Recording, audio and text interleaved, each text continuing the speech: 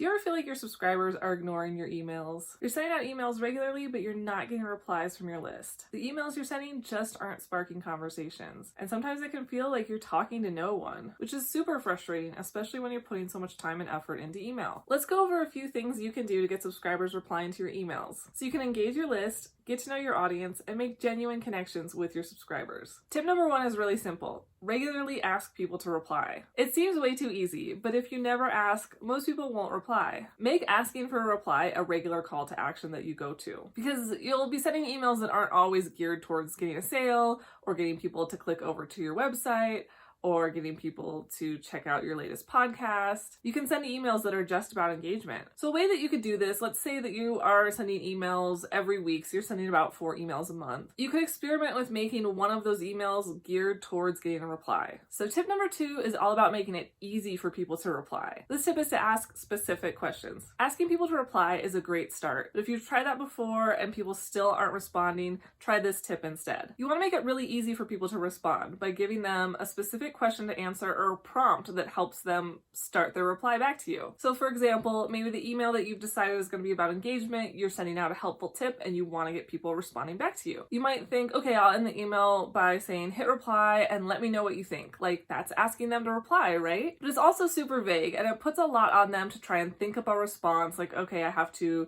read this, digest what I think, form a thought back, and respond. And for people that are just casually browsing through their inbox, that might feel like too much work and they're going to scroll on to the next email. Instead, you could ask a specific question based on what you shared or what you want to know from them. So for this example, it could be hit reply and tell me if you've ever done XYZ, whatever tip it is or topic that you're teaching them. And that's actually really simple. That could be just a simple yes or no answer from them, but it's getting them engaging with you. And it opens that door where you can continue these conversations and get to know people on a one-on-one level. You can also give them a prompt that's almost like a fill-in-the-blank template that they can just hit reply and fill that out and send it back to you. So a popular question to ask in your emails is, what is your biggest struggle when it comes to blank, whatever the topic is that you are helping people with. So in your email, you could ask that question and then say hit reply back with your answer. And then you could put below that, like in bold or italics or something that stands out, when it comes to blank topic, my biggest struggle is ... And that gives them the start right there. They just have to fill out what is top of their mind, what's their biggest struggle, and send it right back. Super simple, super easy, and gets way more people replying when they don't have to do the work. All right, tip number 3 is to ask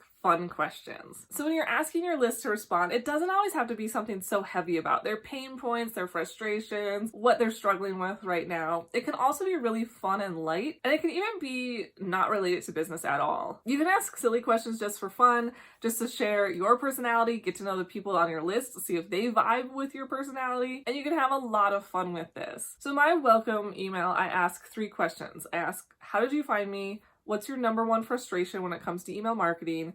And what side do you take in the pineapple on pizza debate? And I get so many fun responses to that last question. And when people respond, they usually answer all 3, so I'm getting a lot of great info from subscribers on my list. I'm learning where they're finding me, and I'm also learning where they're at with email marketing when they join my list. But having a fun question really lightens it and makes it feel more fun to answer. So if you're not getting very many people responding to you, try a fun question, try a silly question, try something like totally wacky that would just be fun for you to answer, and see if you get more people responding back to you that way. And tip number 4 is to give people something to react to. If your emails are boring and bland, they're probably not going to elicit a huge response. You really need to make a statement worthy of reaction to get reactions to it. So you could experiment with being a little controversial in your emails, share an unpopular opinion, or take a stand against something in your industry. So for an example, a while back I did a video about testing the "Do you hate me" subject line, and I found it to not be like all it's hyped up to be, and I shared that I didn't really recommend people do it.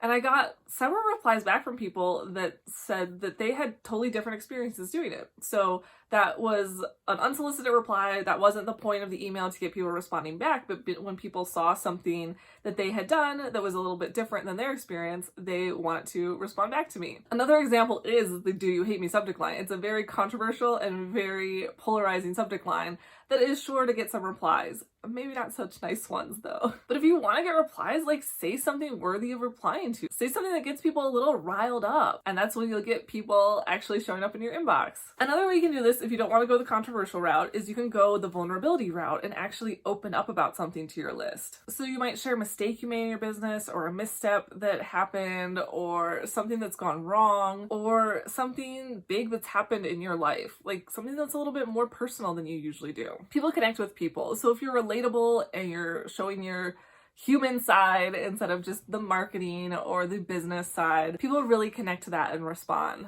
So another example of this from my business, a couple years ago, I had disappeared from email for a while. It was a couple months. I was going through some stuff personally and I just did not email my list for a little bit. So when I finally did come back to my list, I felt the need to share what had been going on because it was such a big deal. And I shared that I had a family member that was going through cancer. The outpouring of love and support I got from my list just like made my heart melt when I shared that. People were just so supportive and so kind, and it really reminded me that all of these numbers on this list are real people. They're not just numbers on screen. They're not just a number of subscribers.